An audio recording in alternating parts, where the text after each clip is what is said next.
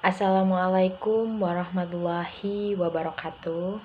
Perkenalkan, nama saya Amelia Rahmawati dengan akhir NIM 534. Dalam video ini, saya akan membahas materi yang bersumber dari buku yang berjudul Viktimologi Pandangan Advokat Terhadap Perbuatan Pidana dan Korban.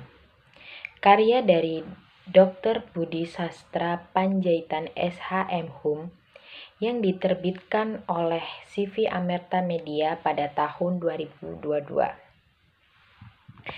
Buku ini merupakan salah satu referensi penting dalam bidang ilmu hukum pidana, karena tidak hanya membahas pelaku kejahatan, tetapi juga membahas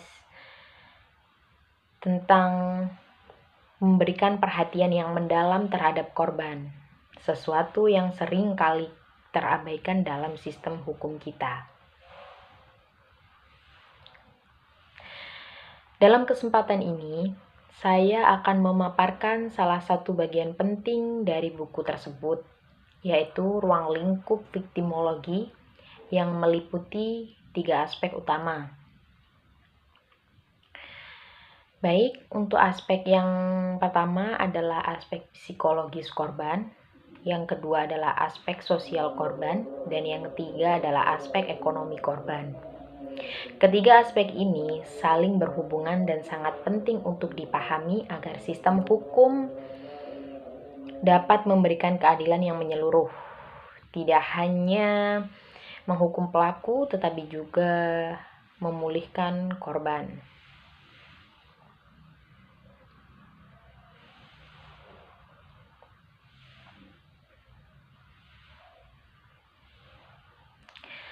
Baik, sebelum kita membahas ruang lingkupnya, mari kita pahami terlebih dahulu apa itu viktimologi. Menurut dari buku online yang saya baca ini, dari Dr. Budi Sastra Panjaitan, viktimologi berasal dari 2 kata, yaitu victim yang berarti korban dan logos yang berarti ilmu. Jadi, viktimologi dapat diartikan sebagai ilmu yang mempelajari korban kejahatan, termasuk sebab-sebab seseorang menjadi korban, akibat yang dialaminya, serta upaya perlindungan dan pemulihan bagi korban. Viktimologi ini muncul karena selama ini sistem hukum ini lebih fokus pada pelaku kejahatan. Bagaimana cara menghukum pelaku, bagaimana proses peradilan itu berlangsung. Sedangkan posisi korban sering kali diabaikan. Melalui viktimologi ini, pandangan ini bergeser.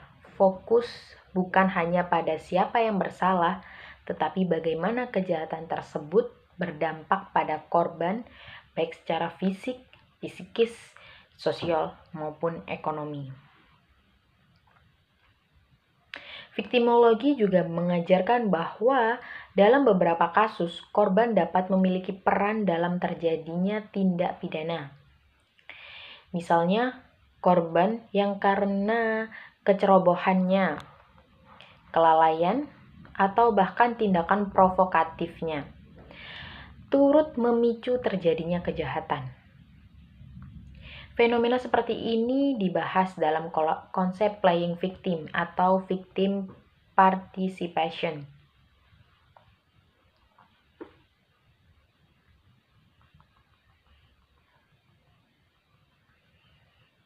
Baik, untuk yang pertama kita akan mulai dengan aspek psikologis korban. Di dalam buku yang saya baca ini, dijelaskan bahwa korban tidak hanya menderita secara fisik, tetapi juga mengalami penderitaan mental dan emosional yang bisa bertahan lama. Korban kejahatan seringkali menghadapi trauma, rasa takut, kehilangan kepercayaan diri, bahkan gangguan psikologis seperti depresi atau post-traumatic stress disorder. atau biasa kita sebut PTSD. Misalnya seperti korban kekerasan seksual, merasa malu, bersalah, dan sulit kembali bersosialisasi.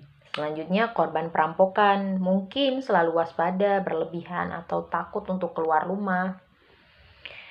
Dalam buku ini juga menyoroti fenomena yang namanya victim mentality, yaitu di mana kondisi psikologis seseorang selalu merasa menjadi korban dalam berbagai situasi, bahkan ketika tidak sedang dirugikan. Hal ini menjadi penghalang dalam proses pemulihan karena korban terus menginternalisasi perasaan tidak berdaya. Selain itu, Dr. Budi Sastra juga membahas fenomena playing victim yang sudah kita sebutkan tadi, yaitu seseorang yang secara sadar memposisikan dirinya sebagai korban. Padahal ia juga memiliki peran dalam kejadian tersebut. Misalnya, seseorang yang memancing pertikaian, kemudian berbalik menyalahkan pihak lain untuk mendapatkan simpati publik. Meski secara yuridis, fenomena ini sulit dipidana karena tidak diatur secara eksplisit dalam KUHP, namun secara sosiologis ini sangat penting untuk dipahami agar aparat penegak hukum dapat menilai setiap kasus secara objektif. Jadi dalam penanganan korban diperlakukan pendampingan psikologis dan pendekatan berbasis empati.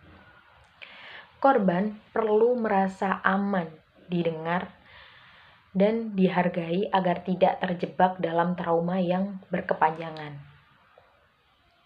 Nah, disinilah viktimologi memiliki peran besar untuk membantu memahami kondisi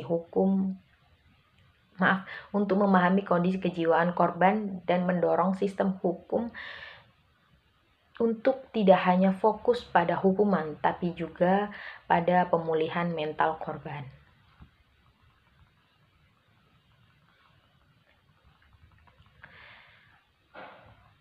Selanjutnya, aspek kedua dalam ruang lingkup viktimologi adalah aspek sosial korban. Korban kejahatan tidak hanya menderita secara pribadi, tetapi juga menanggung beban sosial dari lingkungan sekitar.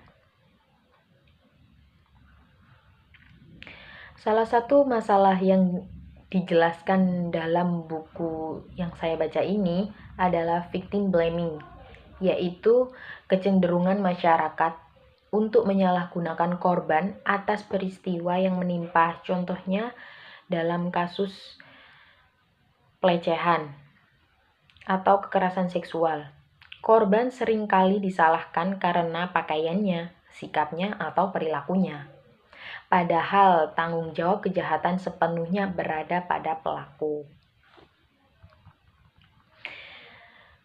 Untuk fenomena victim blaming ini juga mencerminkan kurangnya empati sosial yang menunjukkan bahwa masyarakat kita masih memiliki pandangan biasa terhadap korban, terutama perempuan dan kelompok yang rentan. Akibat dari victim blaming ini adalah korban merasa terisolasi, malu, dan enggan melapor. Ia tidak hanya kehilangan rasa aman, tetapi juga kehilangan dukungan sosial yang sangat dibutuhkan untuk pulih.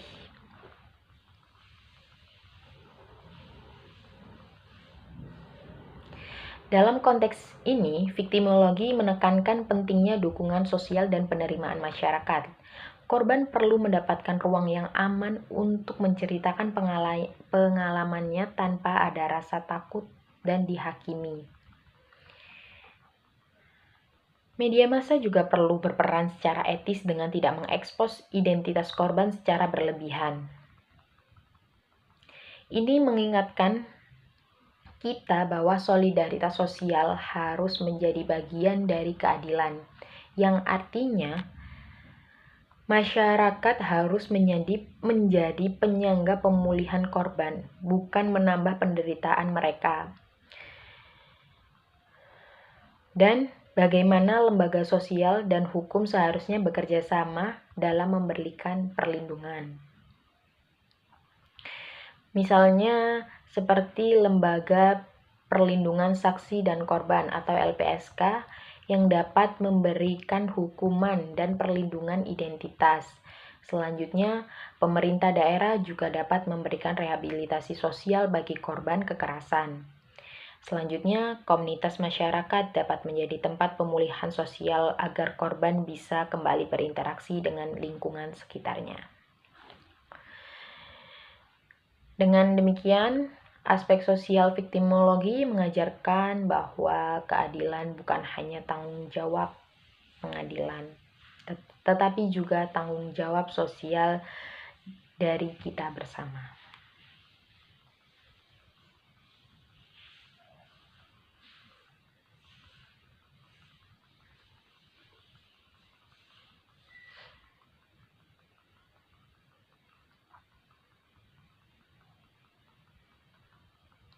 Baik, untuk yang terakhir selanjutnya adalah aspek ekonomi korban, yaitu dampak finansial yang dialami akibat tindak pidana. Dalam banyaknya kasus, korban kejahatan tidak hanya kehilangan rasa aman, tetapi juga mengalami kerugian ekonomi yang signifikan.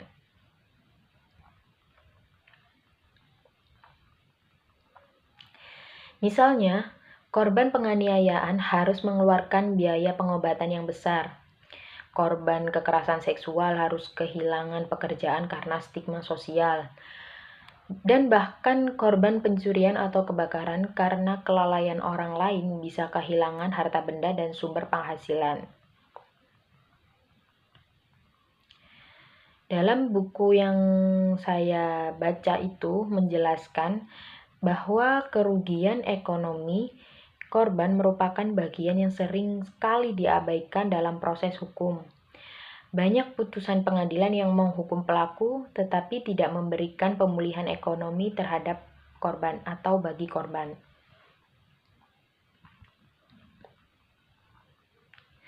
Jadi, viktimologi ini berperan mendorong penerapan restitusi dan kompensasi.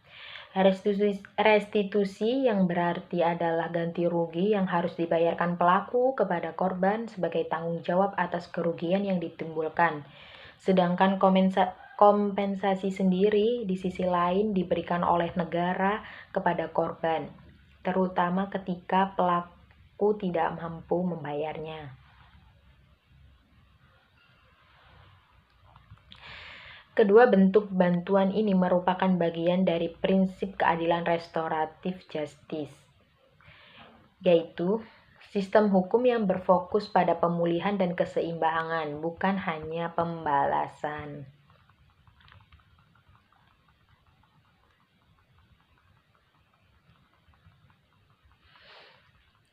Melalui pendekatan ini, korban tidak lagi diperlakukan sebagai pihak yang pasif, tetapi sebagai subjek hukum yang memiliki hak untuk mendapatkan keadilan dan pemulihan penuh, baik secara psikologis, sosial, maupun ekonomi. Dalam konteks Indonesia, penulis menyoroti bahwa negara seharusnya lebih aktif membentuk kebijakan perlindungan korban, termasuk menyediakan dana bantuan hukum, dana kompensasi, dan layanan rehabilitasi.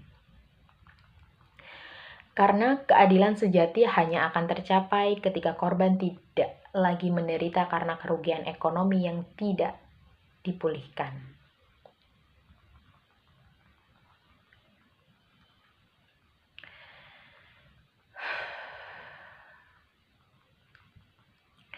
Baik, berdasarkan pembahasan tadi, dapat kita simpulkan bahwa viktimologi memiliki peran yang sangat penting dalam sistem hukum pidana modern. Viktimologi bukan hanya ilmu tentang korban, tetapi juga ilmu tentang keadilan sosial. Dengan memahami 3 ruang lingkup utama psikologis, sosial, dan ekonomi korban, kita bisa melihat bahwa kejahatan bukan sekedar pelanggaran terhadap hukum, tetapi juga luka terhadap kemanusiaan. Karena itu, tugas kita bersama, baik aparat, penegak hukum, akademisi, maupun masyarakat adalah memastikan bahwa korban tidak menjadi korban untuk kedua kalinya, baik karena sistem hukum yang tidak adil maupun karena stigma sosial. Dan dalam buku ini juga saya membaca dan dalam buku ini menegaskan bahwa hukum yang berkeadilan adalah hukum yang mampu melindungi korban, menegakkan kebenaran, dan memulihkan keseimbangan bersama.